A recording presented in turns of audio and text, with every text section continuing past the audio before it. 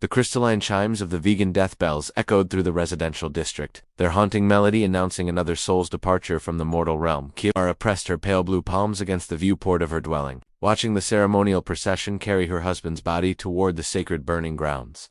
The traditional mourning veils of her people shimmered like liquid starlight across her shoulders, but beneath the fabric, her heart's hammered with mounting dread. According to ancient laws on New V, she had exactly 3 days to find a new husband, or face exile from the only world she had ever known. The customs of her people stretched back millennia, rooted in an era when their species teetered on the brink of extinction. Widows were seen as vulnerable, potentially unstable, and required the stabilizing presence of a male partner. The law made no exceptions: age, circumstance, personal desire. None of it mattered. It was absolute, carved into the foundation of their society like the great monuments that dotted the capital city. Kiara had been married to Ren for 15 cycles, a peaceful union that brought her contentment, if not passion.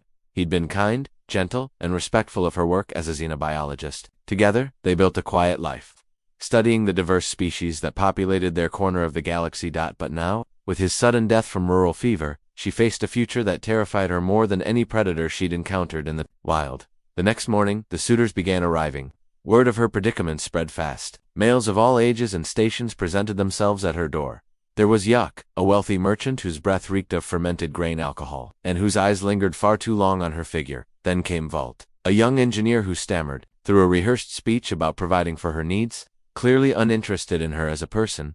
Dex, an elderly official, came next. He spoke only of practical arrangements, treating her like a property deal instead of a sentient being. Each visit left her more hollow, more desperate.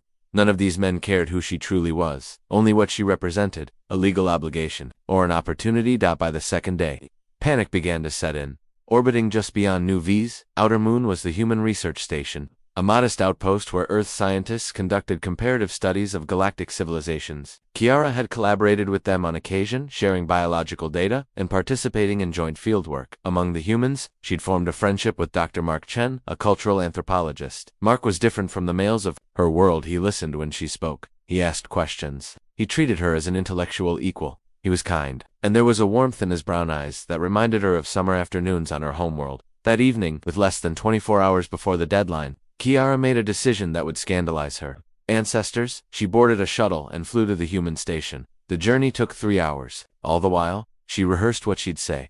How could she explain the desperation that drove her to seek help from an alien? Would he even listen?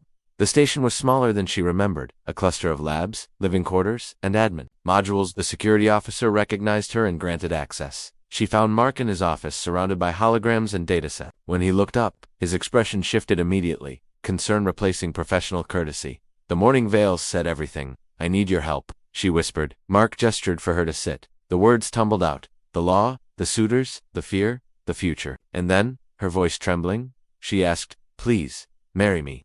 Mark was quiet. She watched him weigh her words. "This wouldn't be a real marriage. Not in the human sense," he said finally. "We barely know each other outside of work." "I'm not asking for romance," she replied. "I'm asking for survival. For a chance to stay here, to continue my work, to not be claimed by someone who sees me as property." Mark leaned back, studying her. She could see the conflict in his eyes, the hesitation, the compassion. "What happens if you're exiled?" he asked. "I lose everything. My research, my identity, my home. I would be cut off forever." Silence. Then finally a nod. "If this is what you need," he said softly, "I'll help you." Relief overwhelmed her. For the first time in days, she could breathe. "Thank you," she whispered. "I will be forever in your debt." "No debt," Mark said. "Just friendship. And maybe, in time, we can figure out how to make it work." The ceremony took place the next morning, just hours before the deadline. It was simple, a video link with New V authorities. Witnesses from the human station, a union that fulfilled the laws of both worlds. As they exchanged their vows, Kiara looked at Markanu. He had risked his career, his reputation, everything, to save her. And maybe, just maybe, this could be more than a legal convenience. Maybe in time, it could be real. For the first time in days, the future held possibility, not fear.